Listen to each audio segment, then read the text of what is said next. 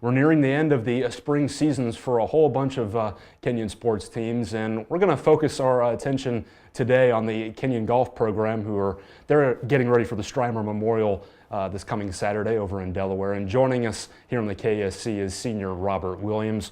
Robert, thanks for taking time out of your day to come and talk to us. You've been a dual sport athlete here the last 3 years.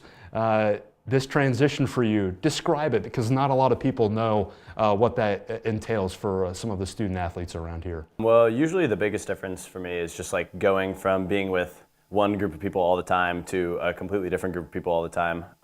But I think that coming straight from the swim season and going into the golf season, I never really lose like a competitive outlook on like what I'm doing. And even if I'm not, like I'm a little more rusty and like whatnot when we get to the tournaments than the other guys have been who've been playing for a little longer, like mentally, like swimming helps me get ready to go for golf. So that's kind of usually just how it goes. Never really leave the competitive outlook. Gotcha. For you, that was the past weekend at the Nye Intercollegiate.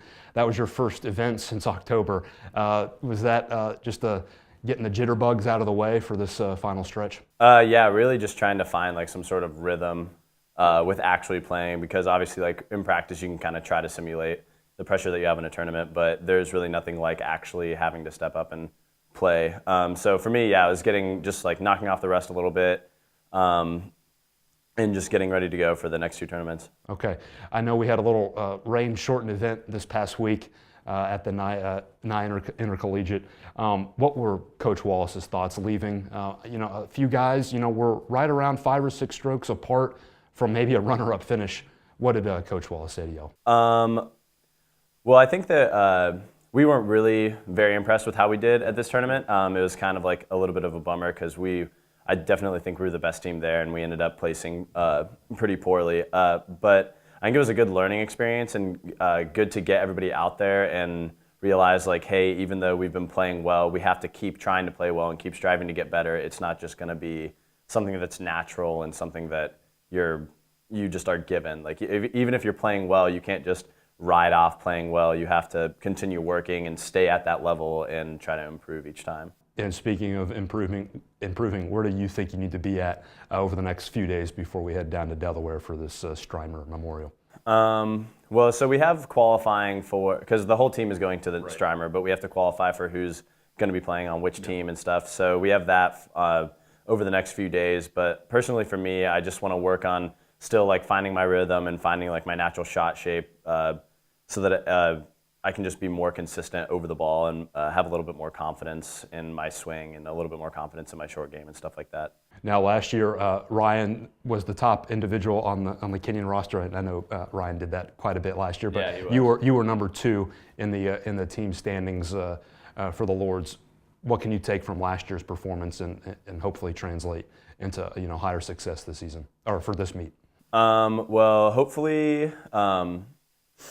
You mean like for this tournament? Yeah, sorry. Okay, yeah. So a lot of times this tournament, the weather is very bad and the course isn't in great condition because it's early in the year. But this year the weather has been really great, and it looks like it's going to be really warm even if it rains a little bit this weekend. So I think just going out and planning on like focusing on the positives that like we're playing in like nice weather as opposed to horrible weather, and just enjoying the course instead of really like.